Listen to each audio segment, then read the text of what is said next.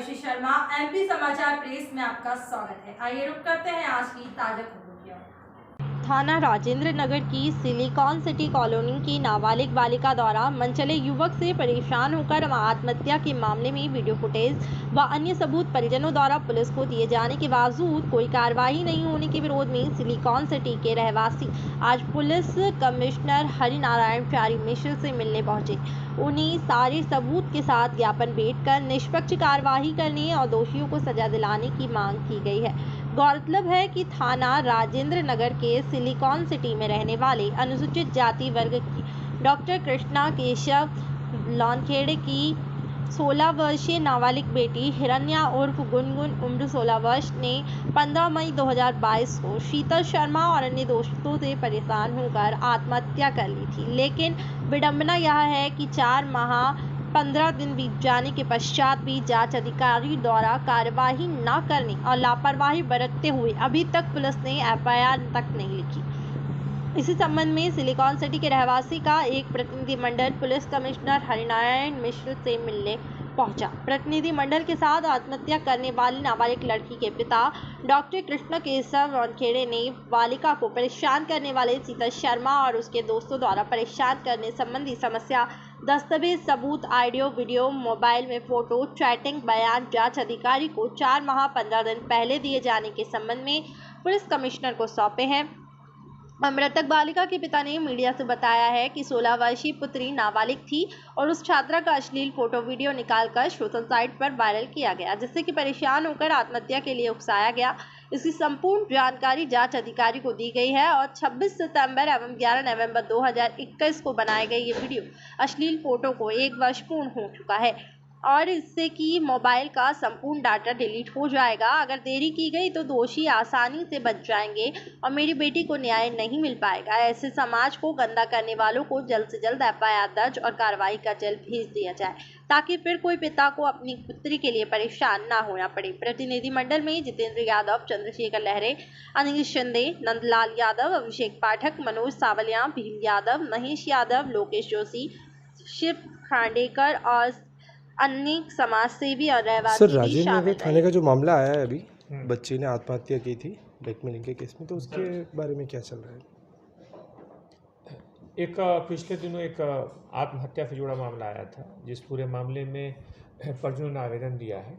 उसमें उनके साथ ही किसी एक दूसरे उसके मित्र पर उन्होंने उकसाने का आरोप लगाया है। बहरहाल उसमें चैट और बाकी जो जानकारी मिली है उस पर पुलिस जांच कर रही है। उसमें बताया गया है कि जो भी एविडेंस है उसका वरिष्ठ अधिकारियों को निर्देशित किया गया है, उसका गहराई से अध्ययन करें। अगर उसमें तथ्य पाए जाएंगे तो उसमें निष्पक्षता से कार्रवाई सुनिश्चित की जाएगी। उन्हें तत्काल लिखित में निर्देशित किया गया है। जी बताइए, आप कमिश्नर कार्यालय आए थे आज ज्ञापन देने के लिए, क्या मामला है? हाँ जी, देखिए हमारे यहाँ सिलिकॉन सिटी के अंदर एक 16 साल की बच्ची, जो कि आदरणीय हमारे डॉक्टर लौनखेड़े जी हैं, इनकी बच्ची है। इसने कोई एक वहाँ की उसकी सहेली ने, जो उससे 3-4 साल बड़ी है, ये नाबालिग है, वो बालिग है, और एक लड़का है, दोनों ने मिलके इसके कुछ कपड़े चेंज करते हुए फ़ोटो खींचे और एक आध बार उसके हाथ में सिगरेट देकर एक फ़ोटो खींच लिया और उसके आधार पर वो नाबालिग बच्ची को ब्लैकमेल करते रहे। कम से कम 8-10 महीने तक के वो बच्ची घर के अंदर पैसे चुपचाप जो भी मिलते थे वो ले आके उनको दे देती थी, ब्लैकमेल करती रही। और उसके बाद में जब वो बच्ची के ब्लैकमेल की एक सीमा ख़त्म हो गई, उसके पास में ज़्यादा पैसे डिमांड करी होगी तो नहीं दे पाई, तो वो पिता के पास पहुंच गई, आदरणीय डॉक्टर लौनखेड़े जी के पास, और लौनखेड़े जी को बताया कि आपकी बेटी देखिए इसके ऐसे ऐसे है और हम इसको वायरल करने वाले हैं ना। तो डॉक्टर साहब ने उनको डांट के भगाया कि मैं आपके खिलाफ़ कंप्लेंट करूँगा और आपने ये गलत किया है। उसके बाद में वो, चूँकि वो एक कैमरा लगा हुआ है इनके यहाँ के हॉस्पिटल का और घर में जुड़ा हुआ, तो बच्ची ने वो देख ली कि लड़की वहाँ पे आई है, वो घबरा गई। अब इन्होंने जाके घर पे उसको समझाया भी, परंतु बच्चे घबरा गए। उनने शायद और भी उसके बाद में उसको दबाव डाला होगा, जिसके तहत वो बच्ची ने घबरा कर आत्महत्या कर ली। और इसके सारे सबूत हैं हमारे पास कि उन्होंने किस तरह से ब्लैकमेल किया है और सोशल मीडिया पे किस तरह से डाला हुआ है, सारे उसके एविडेंस है। परंतु राजेंद्र नगर थाने के अंदर आज तक के 4.5 महीने बाद भी एफआईआर दर्ज नहीं की गई और वहाँ के जो जांच अधिकारी हैं उन्होंने जांच को प्रभावित करने के लिए 16 साल की बच्ची को सारे डॉक्यूमेंट्स के अंदर 18 बताया और बार बार जब डॉक्टर साहब वहाँ जाते तो इनको भगा दिया गया कि आपका कोई कार्रवाई यहाँ पे नहीं हो सकती। और यहाँ तक कि इनके सामने जो दोषी व्यक्ति लड़का है हर्ष, उसके मोबाइल को लेकर जांच अधिकारी ने खुद ने कि ये सारे सबूत डिलीट कर, और इनके सामने डिलीट कराए। और इनके पास वो मैसेज आ चुके थे, वो मैसेज का है, इनके पास भी प्रूफ है कि उनने डिलीट करे हैं मैसेज।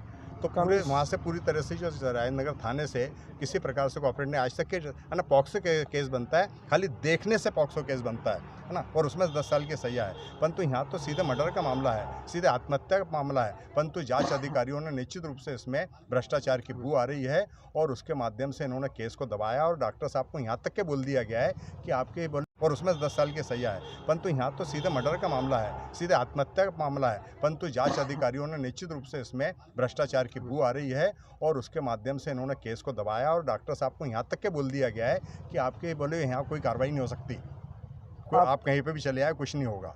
ये पुलिस अधिकारी द्वारा, इंचार्ज मैं हूँ यहाँ पे, वहाँ का ऐसा ही बोलता है कि मैं यहाँ का इंचार्ज हूँ, और उसका वीडियो बना हुआ बाकायदा ये बोलते हुए कि मैं यहाँ का बदतमीजी करते हुए। आपने कमिश्नर साहब से बताया इस बारे में? कमिश्नर साहब को हमने पूरी बात क्या बताई। आश्वासन दिया? उन्होंने बताया कि मैं उसको बोले पूरी जांच करवाता हूँ, और बिल्कुल FIR दर्ज होगी, इस बात का मैं आश्वासन देता हूँ, और उनके खिलाफ कार्रवाई होगी। आपका परिचय? मैं जितेंद्र यादव, सिलिकॉन सिटी का एक निवासी हूँ, है ना। और चूँकि डॉक्टर साहब सब लोग पारिवारिक लोग हैं, सब लोग मित्र लोग हैं, तो सबको ये बहुत दर्द है कि हमारी बच्ची एक होनहार बच्ची जो पूरी तरह से प्रावीण्य सूची में पास होती थी, वो बच्ची आज हमारे हाथ से खो गई है। इसका हमें दुख है, और इसलिए हम लोग सब साथ में खड़े हुए हैं। 15 तारीख का सुसाइड था ये, और 16 तारीख को पोस्टमार्टम होके अंतिम संस्कार के लिए हम लोग गए। 16 तारीख को ही सारे सबूत, सारी चीज़ें जो हमने व्हाट्सअप कर दी थी सचिन त्रिपाठी जांच अधिकारी को, वो अश्लील वीडियो जो उसने बनाया था और वायरल करने के लिए मुझे भी ब्लैकमेल करने के लिए आई थी वो लड़की, वो सारी चीज़ें देने के बाद में भी कार्रवाई नहीं करी। जब भी पूछने गया तो बोले अभी पोस्टमार्टम की रिपोर्ट नहीं आई करके 1 महीने तक टालते रहे। फिर गया तो बोले आज दिल्ली में जा रहा हूँ, आज मेरी वाइफ का डिलीवरी है, ऐसा है करके फिर 1 महीना टाल दिया। फिर बोले चुनाव आ गए इसलिए टाल दिया। ऐसे करते करते फिर बोले हमने अभी आपका प्रतिवेदन अधिकारियों को, उच्च अधिकारियों को दिया है, हम उसमें जैसे ही वहाँ से कुछ आदेश आता है तो हम कार्रवाई करेंगे। मैं भी इसीलिए आज विश्वास बनाए रखा कि आज नहीं तो कल मिलेगा। आज 4.5 महीने हो गए, आज भी पूछता हूँ तो बोले कि हमने आपके मोबाइलों को जो है सबके मोबाइलों को भोपाल भेजा है, यहाँ कुछ निकला नहीं। जबकि उससे ज़्यादा सबूत हमारे पास में इकट्ठे हो चुके थे, जो अन्य दोस्तों ने हमें जो सारी चीज़ें जो दी थी। वीडियो खराब हो जाएगी।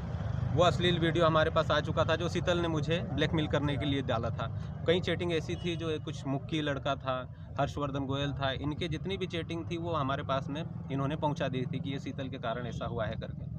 और आपका परिचय? मैं डॉक्टर लोन खड़े,